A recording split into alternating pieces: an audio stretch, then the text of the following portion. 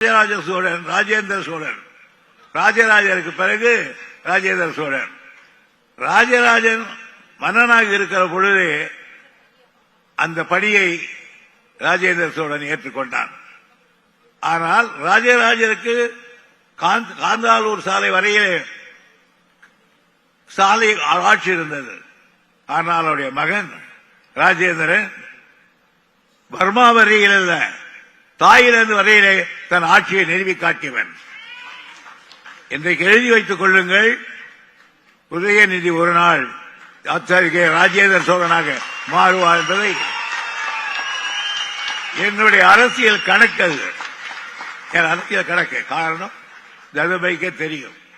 கிட்டத்தட்ட நான் 60 ஆண்டிலிருந்து தலைவர் குடும்பத்தோடு மற்றும் பழகுகிறவன். எனவே எனக்கு இப்பொழுது இருப்பதெல்லாம் இந்த கட்சியை தாங்கக்கூடியவர்கள் யார் யார் இருக்கிறார்கள் என்ற எண்ணம் தான். அதை கணக்கு போட்டு அவர் செய்கிற பொழுது பாராட்டுக்குரியதாக அமைந்திருக்கிறது. எதை செய்தாலும் உதயநிதி சரியாக செய்கிறார். சமீபத்தில் வேலூருக்கு போயிருந்தார்.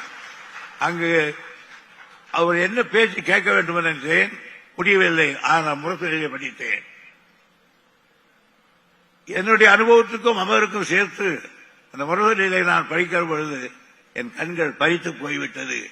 இனி இந்த இயக்கத்துக்கு அறிவில்லை. எனக்கு இந்த இயக்கத்தை தவிர வேறு இயக்கம் தெரியாது.